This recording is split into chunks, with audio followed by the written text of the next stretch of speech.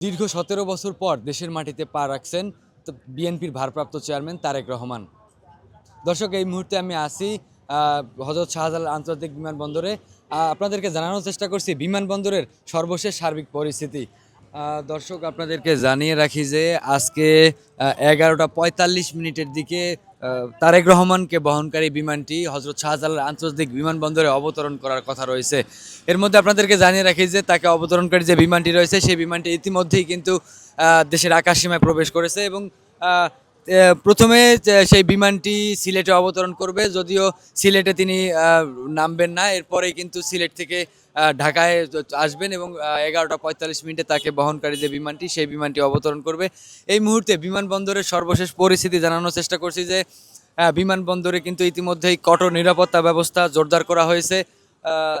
এরপরে হলো যে যারা দেশের বাইরে যাবেন এবং যেসব যাত্রী যাবেন শুধুমাত্র যাত্রীদেরকেই বিমানবন্দরে প্রবেশ করতে দেয়া হচ্ছে। এর বাইরে কিন্তু যারা রয়েছেন যাত্রীর সাথে এবং যাত্রী সহযাত্রী রয়েছেন তাদেরকে কিন্তু গেটের মধ্যে যে সেনাবাহিনী রয়েছেন এবং অন্যান্য আইন শৃঙ্খলা রক্ষাকারী বাহিনী রয়েছেন তারা কিন্তু আটকে দিচ্ছেন। দর্শক, ইতিমধ্যেই কিন্তু বিমানবন্দর এলাকাটি কঠোর নিরাপত্তার চাদরে ঢেকে রাখা হয়েছে। আপনারা দেখতে পাচ্ছেন যে কয়েক হাত পর পরই কিন্তু আইন শৃঙ্খলা রক্ষাকারী যে বাহিনী রয়েছে তারা কিন্তু দাঁড়িয়ে রয়েছেন। আপনাদেরকে আরও একটি তথ্য জানিয়ে রাখি যে তারেক রহমানকে অভ্যর্থনা জানাতে বিমানবন্দর থেকে শুরু করে ৩০০ ফিট যেখানে তাকে সংবর্ধনা দেওয়া হবে সেই জায়গা পর্যন্ত কিন্তু সারা দেশ থেকে আসা বিভিন্ন জেলার নেতাকর্মীরা কিন্তু রয়েছেন। বিমানবন্দরের ঠিক বাইরের যে রাস্তা রয়েছে সেখান থেকে কিন্তু ৩০০ ফিট পর্যন্ত রয়েছেন।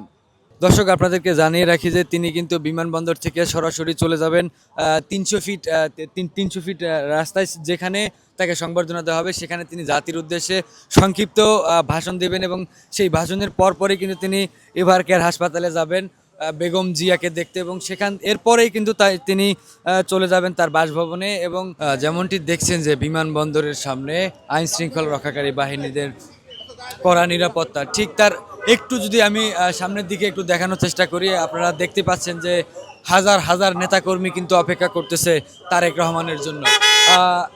আমরা যদি একটু বিমানবন্দরের সামনে যে রাস্তাটি আছে সেটি যদি দেখানোর চেষ্টা করি, আপনারা দেখতে পাচ্ছেন যে হাজার হাজার কর্মীরা রয়েছেন এবং তাদেরকে কিন্তু নিয়ন্ত্রণে রেখেছেন আইন শৃঙ্খলা রক্ষাকারী বাহিনীরা। এবং আমরা যতটুকু দেখেছি যে আইন শৃঙ্খলা রক্ষাকারী বাহিনীরা কিন্তু বিমানবন্দরে প্রবেশের ক্ষেত্রে প্রত্যেকজনের টিকিট এবং পাসপোর্ট চেক করেই কিন্তু প্রবেশ করতে দেওয়া হচ্ছে।